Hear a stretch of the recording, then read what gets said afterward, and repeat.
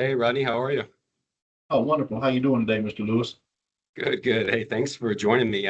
We had the winter weather event a little over a week ago, and I thought it'd be a good opportunity if we just take some time and share some of the takeaways from the event with the broader organization. Um, and maybe we start with just preparation. Maybe you can talk through just a few steps that you and the team took to prep for the storm. Yes, sir. So typically we look at the forecast 14 days out.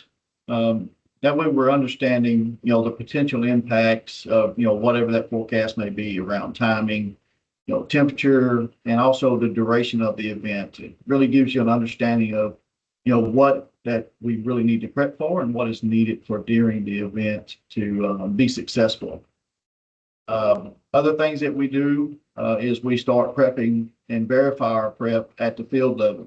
Whether that be looking at inventories of chemicals, lubrications, any insulation, or anything that we need to install to ensure that critical piping, stays heated during the event.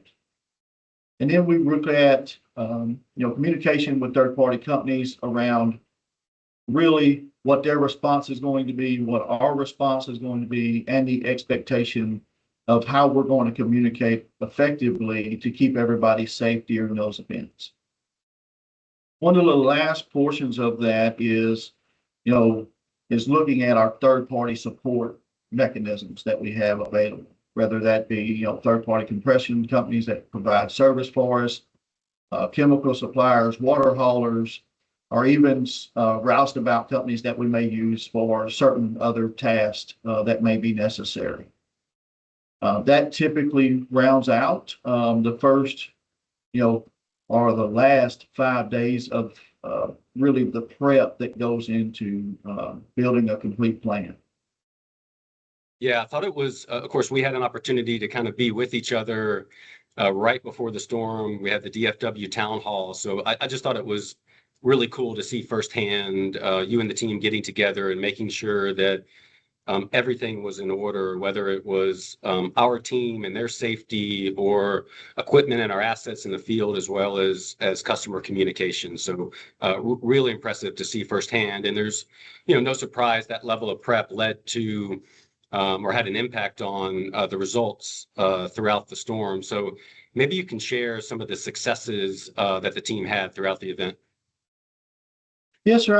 I think that one of the most successful things that I can identify was zero safety incidents. We as the employees was working one in an environment that they're not accustomed to. We're working in schedules that are really outside of their scope to be able to maintain uptime. And then it's really around, putting things in place or mechanisms in place that support safety for the employees. We've had, we had designated employees throughout the field that was monitoring the weather and conditions. And also we had put in place the buddy system.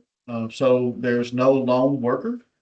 We have paired them up or paired the employees in a way that, they always had somebody with accessibility within their own stations. And I think that we built contingency plans into that just based on the forecast that was receiving for this event. And one of those was housing. They're in a remote area. They're not really close to any shelter in place other than their vehicles being their first line of defense. So we was able to secure houses, whether it be, current employees or friends and family of the employees that was based in the field. So they had a safe place to go based on the weather conditions if they changed. Yeah, I couldn't agree more. I think the biggest win out of this event was walking away with zero safety incidents. And I think it's one thing to say safety's first, it's another to really uh, make decisions real time that ensure the safety of our employees. So just hats off to the team for being very focused on safety throughout the event. And on top of that, to kind of take a step back and look at asset performance, we had almost 100% uptime through this event, was just amazing. Really, really impressive. And I think no matter how much we prep for an event, there are always sort of unforeseen challenges that come up. Maybe you can share a challenge that came up and how we solved it throughout the event. Yes, sir. I think the one of the most focal points that we faced from a challenge perspective was really around fatigue. These employees was working 12-hour shifts that really turned into 14, 16-hour shifts based on the travel, where normally they'd be working 8-hour shifts 5 days a week.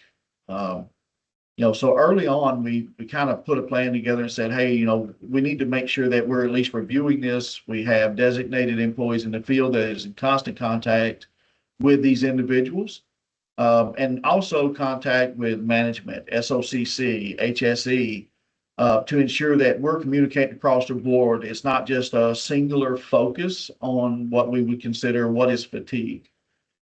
We noticed around day 5 that we saw started seeing a decline from the communications in the field around their responses, as far as it seemed like they was working more as just a routine task, not looking outside the box for those safety challenges, as they work to keep everything operationally.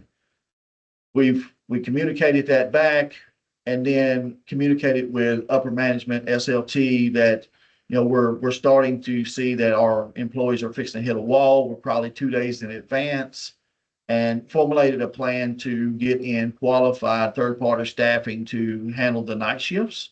And then we rotated through our staff for the remainder of the event to enable and control the fatigue portion of it. Yeah. I thought one of the really great things throughout this entire event was the communication. So, to be able to identify a hazard a couple of days out and really take time to understand what are our options to ensure our team can stay safe and stay in the game and get some rest. Just hats off for that level of communication. It really allowed us to plan in advance, even real time in an event, to ensure that the team didn't burn out. Well, hey, Rodney, thanks for taking a few minutes this morning just to kind of talk through the event. Thank you for your leadership. Big thank you to your teams, and I think really some of the supporting organizations that were involved in this event throughout the weekend and really the next week. Thank you for being a champion for safety. Thank you for identifying hazards in advance, for continuously communicating through this event, and for collaborating across teams throughout the event. So again, stepping back to walk away with 0 safety incidents, almost 100% uptime, and just a really impressive display of teamwork is a huge accomplishment for the team. So thank you very much, and thanks for spending some time today. Yes, sir. Thank you.